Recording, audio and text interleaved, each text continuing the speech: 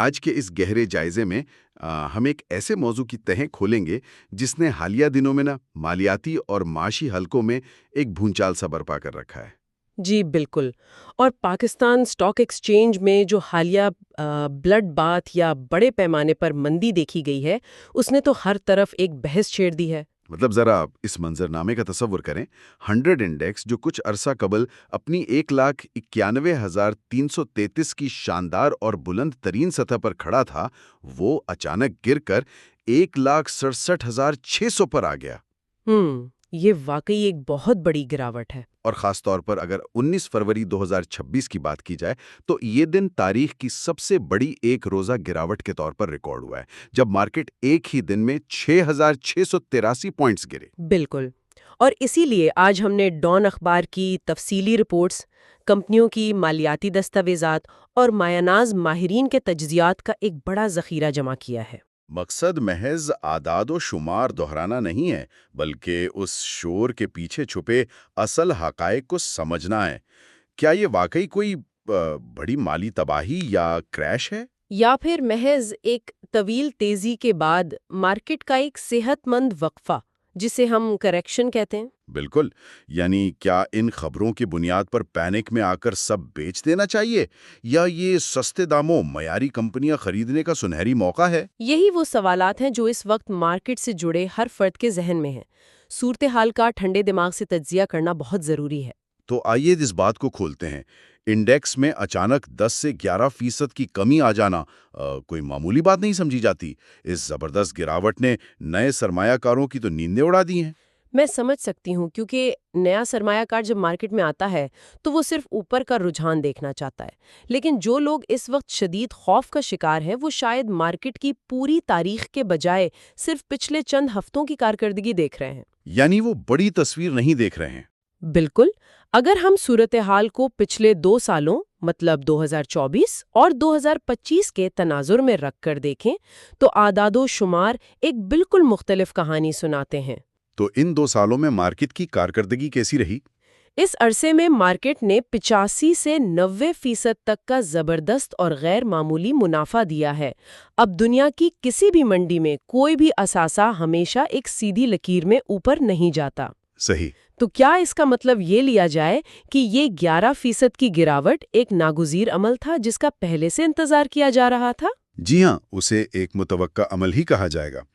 1,91,000 کی بلند ترین سطح سے 1,67,000 پر آنا دراصل ایک 11% کی ہیلدی کریکشن ہے۔ یاد رکھنے کی بات یہ ہے کہ کوئی بھی بل مارکیٹ اس طرح کے وقفوں کے بغیر اپنا سفر جاری نہیں رکھ سکتی۔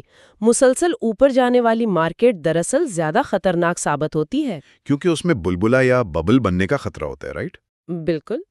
قیمتوں کا ایک مصنوعی بلبلا بن جاتا ہے، لہٰذا یہ موجودہ گراوٹ مارکیٹ کے طویل مدتی استحکام کے لیے بے حد ضروری تھی۔ یہاں صورتحال بڑی دلچسپ ہو جاتی ہے، کیونکہ جب بھی مارکیٹ گرتی ہے تو ہر طرف سے مفروضے جنم لینے لگتے ہیں۔ کیا صرف مارکیٹ کا اپنا دباؤ اس گراوٹ کی وجہ بنا، یا کچھ بیرونی محرکات بھی تھے؟ اگر ہم ٹریگرز یا محرکات کی بات کریں تو انہیں 2 بڑے حصوں میں تقسیم کیا جا سکتا ہے۔ پہلا حصہ جیو پولیٹیکل یا عالمی واقعات کا ہے اور دوسرا مقامی حالات کا۔ اگر عالمی حالات کی بات کریں تو آج کل امریکہ اور ایران کے درمیان بڑھتی کشیدگی نمایاں نظر آتی ہے۔ بالکل، اور اس کے ساتھ امریکی صدارتی انتخابات کے بعد ٹرمپ کے نئے ٹیرف بھی عالمی منڈیوں میں بے یقینی پھیلا رہے ہیں۔ اور ان حالات میں عالمی سطح پر خام تیل کی ترسیل اور قیمتیں بھی تو متاثر ہوتی ہیں نا؟ جی، اور چونکہ پاکستان تیل درآمد کرتا ہے، اس لیے قیمتوں کا بڑھنا براہ راست ہمارے کرنٹ اکاؤنٹ کے لیے ایک بڑا خطرہ ہے۔ درآمدی بل بڑھنے کے خوف نے مارکیٹ کے جذبات کو مجروح کیا۔ یہ تو عالمی پہلو ہو گیا، لیکن مقامی حالات اور پالیسیوں کے محاذ پر بھی تو خبروں کا ایک سیلاب آیا ہوا ہے۔ ان کا کیا کردار رہا؟ مقامی سطح پر کچھ ٹھوس عوامل اور افواہیں دونوں ہی گردش میں رہیں۔ مثال کے طور پر سابق وزیر اعظم عمران خان کی صحت اور مقامی سیاست کے حوالے سے کافی افواہیں تھیں۔ یہاں میں واضح کرتا چلوں کہ اسٹاک مارکیٹ کسی سیاسی نظریے کو نہیں دیکھتی، اسے صرف استحکام اور بے یقینی سے فرق پڑتا ہے۔ بالکل صحیح کہا آپ نے۔ مارکیٹ کو صرف استحکام چاہیے۔ جہاں سیاسی بے یقینی پیدا ہوتی ہے، سرمایہ کار اپنا پیسہ نکالنے لگتا ہے۔ لیکن افواہوں کے علاوہ کچھ باقاعدہ معاشی اور قانونی فیصلے بھی تو سامنے آئے تھے۔ جی ہاں، ان میں سب سے اہم سپریم کورٹ کا وہ فیصلہ تھا جس میں کارپوریٹ سیکٹر پر 312 ارب روپے کا سپر ٹیکس لگایا گیا۔ 312 ارب روپے، یہ تو ایک بہت بڑی رقم ہے۔ بالکل، اس فیصلے نے کمپنیوں کی آمدنی پر کاری ضرب لگائی۔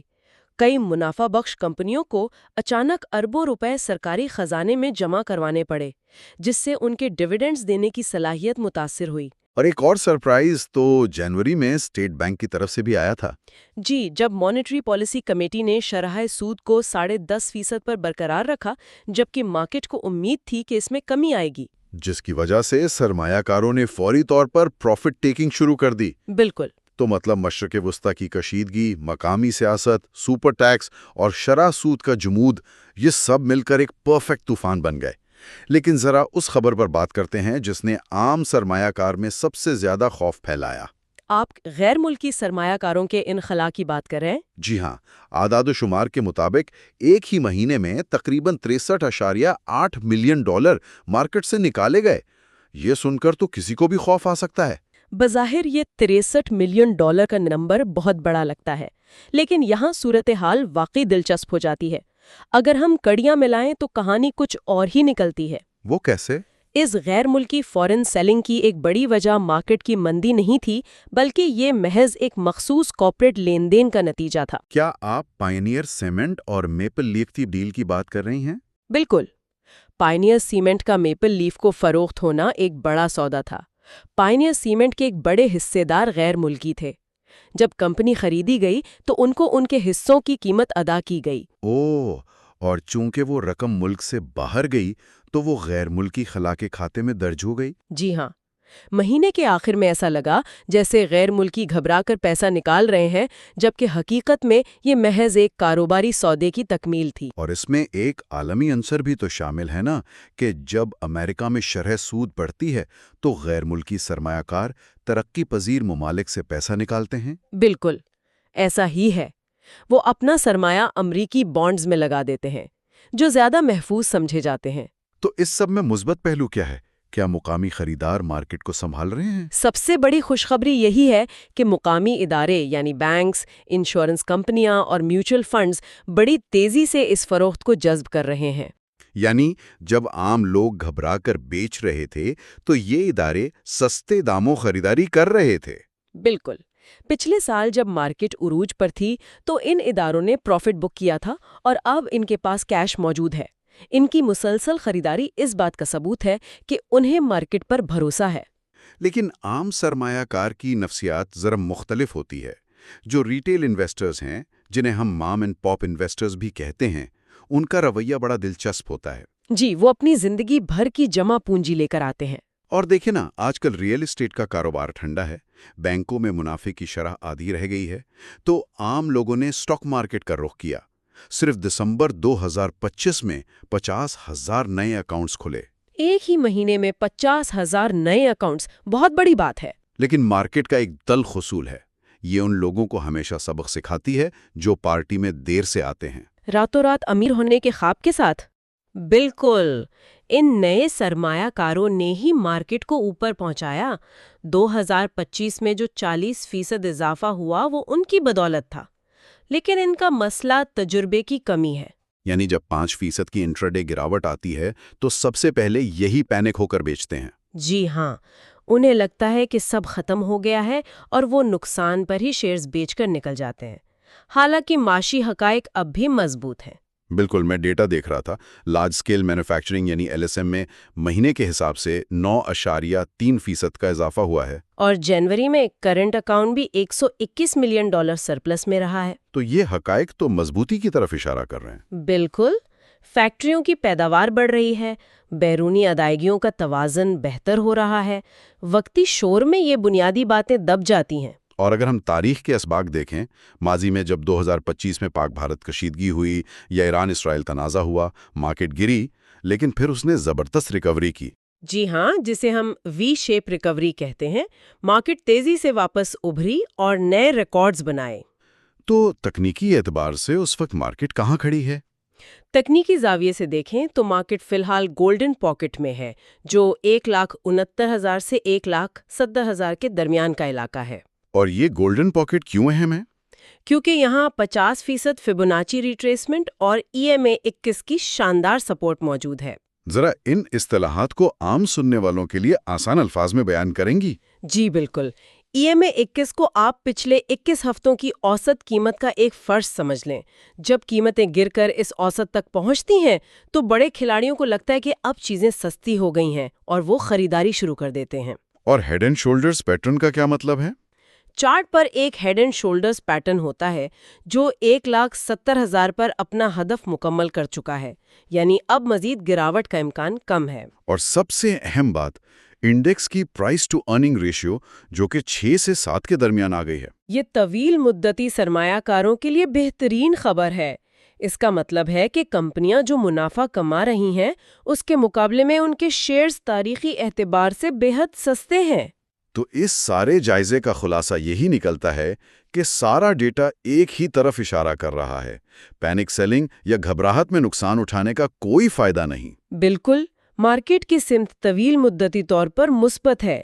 اس وقت اچھے منافع دینے والے بلو چپ سٹاکس میں سرمایہ کاری کرنی چاہیے، جیسے کہ ہبکو، POL، HBL وغیرہ۔ جی ہاں، اور سب سے بہترین حکمت عملی سسٹمیٹک انویسٹمنٹ پلان یا SIP ہے، یعنی تھوڑا تھوڑا کر کے باقاعدگی سے خریداری کی جائے۔ یہ ایک زبردست مشورہ ہے۔ تو اس سے پہلے کہ ہم ختم کریں، میں ایک حتمی اور سوچنے پر مجبور کرنے والا خیال سامنے رکھنا چاہتا ہوں۔ جی ضرور بتائیں۔ فروری 2026 میں پاکستان اسٹاک ایکسچینج نے T+1 سیٹلمنٹ متعارف کروائی ہے، یعنی سودے کا اگلے دن ہی مکمل ہو جانا۔ اس کا مقصد مارکیٹ کی رفتار کو بڑھانا تھا۔ بالکل، اس سے تجارتی حجم میں اضافہ ہوتا ہے۔ لیکن سوچنے کی بات یہ ہے کہ اگر شیئرز کی خرید و فروخت اس قدر تیز ہو چکی ہے تو مستقبل میں کسی نئے جیو پولیٹیکل جھٹکے کی صورت میں کیا نئے سرمایہ کاروں کی پینک سیلنگ کا اثر مارکیٹ پر پہلے سے کہیں زیادہ تیزی سے نہیں پڑے گا؟ یہ واقعی ایک بہت گہری بات ہے۔ کیا یہ جدید رفتار مارکیٹ کو مستحکم کرے گی یا ایک اچانک فلیش کریش کو جنم دے گی جس میں سنبھلنے کا موقع ہی نہ ملے؟ یہ ایک ایسا سوال ہے جس پر ہر سنجیدہ سرمایہ کار اور سیکھنے کے شوقین فرد کو خود غور کرنا چاہیے۔ تیز رفتاری جہاں مواقع لاتی ہے وہیں خطرات کو بھی بڑھا دیتی ہے۔ بالکل، اور اسی فکر انگیز خیال کے ساتھ ہم آج کا یہ گہرا جائزہ یہیں ختم کرتے ہیں۔ امید ہے ان حقائق کی روشنی میں آپ کو موجودہ صورتحال سمجھنے میں مدد ملی ہوگی۔